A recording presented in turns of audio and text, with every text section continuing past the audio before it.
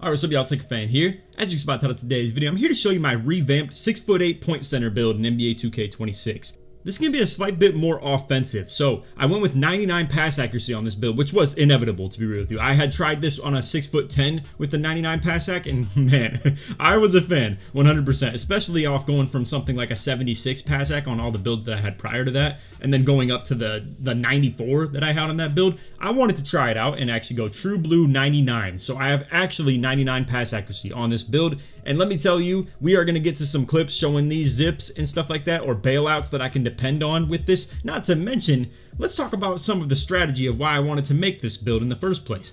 When I saw Poster Machine was actually going to be somewhat good to viable, I wanted to come out here and make a build that had natural 99 pass accuracy so that I could actually drop the Dishmaster comfortably. Now, I will say, obviously I'm showing my teammates missing in some of these clips here. It is what it is. I'm not trying to throw them under the bus or anything. I just want to show you what the passes are capable of doing. So, as you can see, I went in for a dunk right here. Absolutely terrible take. Guess what bailout did? Bailed me out. As you can see, right on the money. I mean, no bad catch at all. Nothing as far as like slowness or bad catch or anything like that. Truly, just a fully capable pass. Right there you can see, once again, the threat of that Poster Machine and the driving dunk, and just me having 37 points and stuff like that as well, forcing the defenders to actually drop and help. And then as you can see at the end of the game right here, I obviously was able to just kind of swag on that one. And that I want to show you a little bit in the clips of today's video as well, the standing dunk on display. But as you can see, the build is meant to be played in the corner defense. I wanted to revamp this for ProAm more so. And as you can see, me as that defensive rebounder into the outlet thrower with 99 pass accuracy, legend on every single playmaking badge, being able to throw legend break starter with the legend dimer, stuff like that as well. Versatile visionary even on top of that. Again, the build with Poster Machine and the aerial wizard posterizer, all types of stuff like that. The contact dunks, the dribbling, everything that it brings to the table. It's actually ridiculous, all things considered. So again, adding the standing dunk is the slightly more optimized thing that I wanted to do offensively as well, that some of you might not really even appreciate the value of, but I myself, after playing on my 6'8" prior to this, do appreciate 100%. So let me give a little bit of backstory as to why I wanted to go with the standing dunk on this build. Honestly, when it comes to the way my teammates would maybe sometimes pass the ball, and obviously whether it's a lower pass accuracy or just in general, me getting it even slightly late, and I don't even mean that it's on them in terms of when they hit me, it's just that truly, if I receive the ball any later than probably around the free throw line, on a pick and roll slip or a cut from the corner or anything like that, what I might end up having to do is go with the standing dunk, and that makes it so I need to press the X button when I have something like 50 standing dunk. Instead, on a build like this, I can just come out here and hold down on the stick for the meter dunk no matter what, because I have a standing dunk that's reliable enough to meter with. Again, standing dunk, as you can see. Now that one, a little bit, to be fair, would be still based on your driving dunk rating, but obviously, you know, I didn't think to clip every single standing dunk that I did or anything like that. So just know that the power is there 100%, and I can feel the value of that always. Now, the lobs, however, are even still a really good solution to, like, you know, late passes and stuff like that. And my goodness, I have to show you this pass right here. It almost happened so quick that you can't even see it. Rebound into absolute laser in the slightest little bit of time that we could possibly have on that. I don't think any build makes that pass except for 99 pass accuracy. I mean, it's not even about the distance and the cleanliness of it. It's truly that the zip needed to be exactly that fast to get there. As you can see, once again, the dots to the corner off the drives. The true threat of being able to shoot off the top wide open, the speed and ability to get downhill, paired with the contact dunking ability, then the ability to still dot opponents that are coming out here and doing, like, you know, ridiculous help defense and stuff like that, completely forcing me to be a passer. They can't force me to be a passer. I want to be a passer. And then even when I think I don't want to be a passer and I just turn into one at the last second with the bailout, boom, legend bail, hitting Dre on the corner right there, wide open, easy, perfect catch. As you can see, dunking on the people off the corner as well, and the drops, breaking ankles in a lot of these clips too. And then nice little hezzy move that I've added to the bag, and I was showing you guys on the stream yesterday, first stream by the way. I'm really interested to start like getting into some of that stuff. I might even switch over to Twitch by the way on that, but anyway, that's a topic for another video.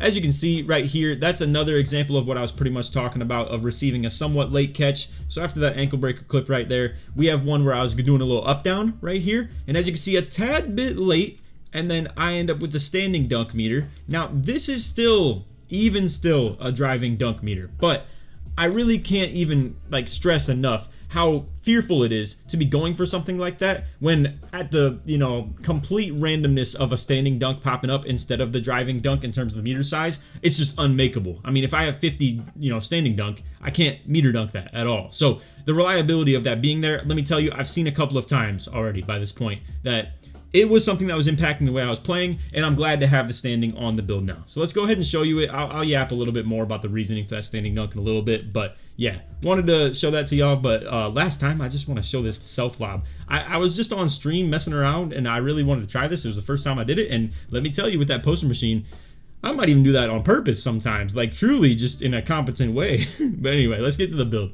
Yo, also, I just got out of my court, and all of a sudden I see Miles Bridges out here literally just walking out at, like, cannon at exactly the same moment as I just started recording that. That's crazy. But anyway, let's get into this. So as you can see with the build, it has 86 standing dunk currently. This is what I ended up doing for the cap breakers. I want to show you this primarily just because it was something well worth showing. Obviously, we have the specialization ones putting the rebound from 90 to 92. I don't know if this is the best value or not if you don't have rebounding specialization, so you don't have to copy this entirely, but the 90D board is what I went with in order to cap break up to 92. Still have the high offensive rebound, but it's the most I can get for being a 6'8". Now, as far as what the build is worse at, obviously the steal rating per MD is worse in terms of what I originally had on the build. The original one had 92 per MD with 60 steal rating. This one obviously drops a lot on the steal rating and a lot on the per MD. However, once again, the standing dunk goes all the way up from 50 to 80, 83 into 86 for that matter. And then my previous build had 90 pass accuracy as well. Now overall, as a total product, if I were to come out here and want to be a good defender, I can still drop this build and pick up my other one, but this gave a lot more offensive tools to the table. To come out here with the 99 pass accuracy, like I said, gives access to bailout, break starter, dimer. We obviously have versatile visionary that's still being worked on. It's the only badge that I actually still need to get, but all of these things included, and just the ability to zip the passes itself, I think is worth when I'm playing in a role with my team where there are multiple lockdowns on the court, and I just essentially end up in corner defense because I want them to still have a role and something fun to do. In the past, I've always been someone that wanted to guard ball, run point, run center, be like the everything on the court, and I don't think that's the right way to go about it. However, my other build can do that. I just, like with this, again, it's just to enable my teammates to actually have a good role on the court and run a lock on the hash, lock on ball, a lock on the back end, and then like me on corner D. And again, me in the corner is already a good synergy in terms of the way that it works on the court, because again, pairing that 92 defensive rebound with the speed and strength and vertical and stuff that I got, as well as having the 99 pass accuracy, I am the perfect break thrower to have on the court. So for me to be on the hash or on ball running the break, like as in getting out and trying to dunk or shoot threes on the break, is not nearly as good of synergy as it is for me to be the one in the corner grabbing rebounds, rotating and stuff like that, or ending up on back end on bigs, whatever the case may be. So let's get one thing straight. What I want to do with my next set of cap breakers, because I'm going to have them for Vet 2, however, I still wanted to show this to you in case you wanted to make something like this. I think you can get away with, let's say for instance, going 98 pass sack, still 83 standing dunk. Essentially what I'm saying, if you have, let's say, 8 cap breakers or so, would be to go all 3-pointer plus 2 dunk, and then probably the defensive rebound as well. If you have a specialization cap that can fit in there somewhere, that'd be ideal, obviously. And then next up, I would go to pass sack, and 98 is probably where it is like the best value. So it would get legend dimer, legend break starter as well. Versatile visionary and bailout are the ones that are unlocked by the 99 pass accuracy on the legend level. And again, you obviously want the 3-pointer to be capable as a shooter. And then I still 100% believe and have seen that 83 standing dunk can do the job on meter dunks. It's just that because I had that initial value of a +3 already and then into +2s eventually, I probably, I wanted to utilize this, and I just happen to have the cap breakers that are able to do so. And I saw the synergy of like the ability to go with the 3 caps all at once to be able to get the 60 steal rating. So when I hit Vet 2, which will still be a while for that matter, I'm only at like 25% or something like that right here, and you would not believe how slow this freaking bar goes, bro. It's ridiculous. But again, what I'm planning to do with the next 3 is the steal to get it to 60, and then anything I do past that as far as like season caps and stuff like that will just essentially go into +2 standing dunk to get 90 for the gold rise up, and probably just be free throw or something like that. anything past that. I don't really necessarily need to use anything else in terms of the caps. So I know some of you are going to see my other build right here and think that this one is better, and it honestly is overall. If you're someone that wants to be a two-way do-it-all and you're not sitting there as a role player or anything like that, this is overall a better build. This has just been specialized into the offensive end a tad bit more, like I said, where we wanted to focus more offensively because my teammates were in decent roles and I just found myself playing corner defense anyway. So I just figured I might as well, you know? And honestly, it doesn't hurt anything in terms of like, I'd be stacking up a lot of VC on this game. I didn't even buy any of this VC right here and I've made this much in like 4 days. It's pretty crazy, man, for sure. But anyway, yeah, so as you can see with this one, if I eventually get the cap breakers on, and I got the season cap as well, so I'll figure out what to do with this pretty soon as well, because I will 100% still be using this build. What I was probably going to do is, let's say, free throw to 75, and then end up going with a +3 pass act, and that would get me to Hall of Fame break starter and Hall of Fame dimer naturally, and I could probably +1 dimer to legend. I will say though, man, I'm not even gassing it and I'm not lying to y'all when I say that the difference between the 99 pass act and the 90 feels significant in terms of its speed on dotting people that are trying to help off the corners and stuff like that, or pinching off the hashes. And in a 5-out offense where I am running the point, it is really frustrating to not be able to dot these bait people like everywhere, whether it is baiting off the corner, baiting off the hash, and I gotta get the pass there quickly with zip and also cleanliness of the catch and not have any troll animations. Granted, 90 is still very good at doing that, but 99 just really does feel like it goes above and beyond. And again, the standing dunk is really the more important thing in this kind of debate right here. And honestly, I know I haven't even talked about it yet, but I feel like I don't even feel that much worse on defense. Now, I obviously do have a little bit worse on the agility as well. So the agility is only 80 on the other one. This is 83. Other than that, it's pretty much the exact same. The vert stays the same. The strength is 1 lower. Speed's the same. D-board, O-board, same. Blocks the same. Interior the same. Speed of ball handle, all that. Free throw, three-pointer. I mean, literally everything's the same except for a couple of key attributes of standing dunk, and then I actually have 1 less layup because I wanted the 83 to try out, like, I don't know, Michael Jordan, Zach LaVine, DeMar DeRozan's like layup packages and stuff. Don't really think it was necessary. I went 82 to go with the Harden Euro, which I do still use. It's just it's probably not quite as often as it would really be worth in terms of making the build that. Anyway, yeah, overall, defense, really still decent on this, and I think it'll be a lot better when I do get these cap breakers of the 60 steal rating, just to at least feel like I can play a lane that gets thrown at my head a little bit more. Right now, though, it's kind of taken out of my bag, and I don't even think that's an overall bad thing to do. I do feel like playing passing lanes gets you in trouble way more than it's worth in this game, so that's why I'm okay with sitting at 44 for now. And honestly, I mean, obviously, we've seen you don't have to have steal rating to get bump steals. Someone in my stream said that in game chat. First play of the game, dude fumbles off me, and he's like, "Nice 44 steal rating, bro." And I'm like, "Yeah, you really don't need it at all." But anyway, 74 per MD is to still get bronze defensive badges. So things like, let's say, on-ball menace, you know, challenger, stuff like that. Challenger you can get with 72, 71, 71. But yeah, on-ball menace at 74, things like bronze pick dodger and stuff. You know, just get all the basic bronze defensive badges, so if I end up on the hash, it's not a complete liability or anything like that. And it truly doesn't feel like a liability. I mean, at the end of the day, perimeter defense truly is A, does it get you immovable? B, does it get on-ball menace? C, does it get challenger?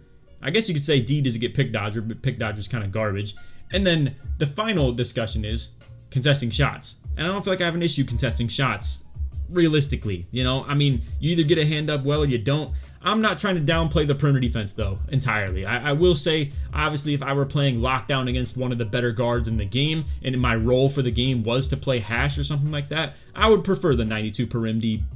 Obviously, as far as which build I would prefer though, it just depends. I mean, like, I wanted to have options with this, so I know it's kind of lame to revamp a build just for like the slightest differences and tweaks and spend $100 on something like that, but I wanted to have that in my bag because at the end of the day, I'm trying to play this competitively, and I feel like these were necessary tweaks, essentially, is what I'm getting at if I were in corner D. If I'm in corner, I find myself not even really using my 92 per MD hardly at all, other than that I'm just, sure, an elite defender in the corner that barely gives up buckets if someone tries to ISO me, but you don't need that to defend in the corner. I mean, the baseline is your friend at that point. If you can't guard people in the corner with something of this defensive caliber, it's going to be a bit of a tough time no matter what you're on. So that's just my take on that. And again, I think overall my other build probably is better in the basic player's hands or for 3s or something like that, but this was made specifically for 5s, so I wanted to at least show you because I'm making it, and it'd be weird if I were just coming out here playing the game and didn't have a video showing you what build I'm playing on.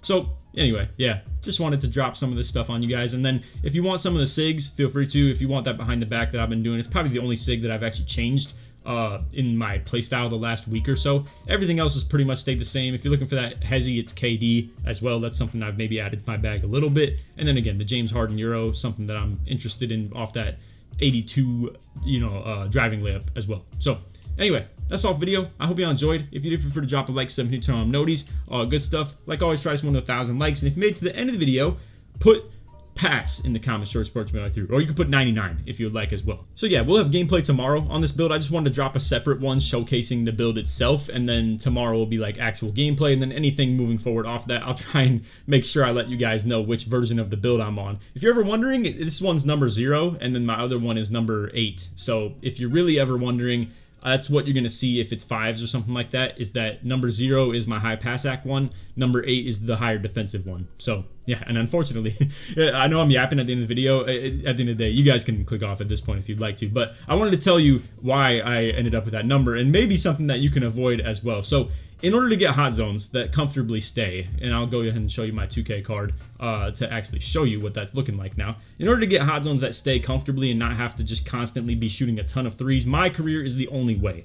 Now, unfortunately, I started MyCareer before I actually did the draft process, and what that led to is I got drafted to the Bucks, who have number 8 retired, and that's, I like number 8. It's just my favorite number, Kobe, stuff like that as well. And unfortunately, I can't do that anymore, and I didn't want to spend another $100 just because I chose a different number. So anyway, my advice to you is start your career first if you want a specific number. I know this is for probably like 4 people that are watching rather than like the thousands that clicked on the video, but yeah, if you want something like that, start the career, boom, load up the save file, get drafted somewhere, pick your number. If you don't have it available, start the file again, and do that before you actually spend the VC on your build. I accidentally did not, and yep, I just can't get the number I wanted. But anyway, it doesn't even matter. I really don't care. And it's actually preferred that I have something different so that we can differentiate which build is which, especially for mixtape clips or also just in general when I'm cutting things up, trying to put them together for this vid as well, like in the intro. And then obviously just for your sake as a viewer as well, if you're filled in on that type of information. So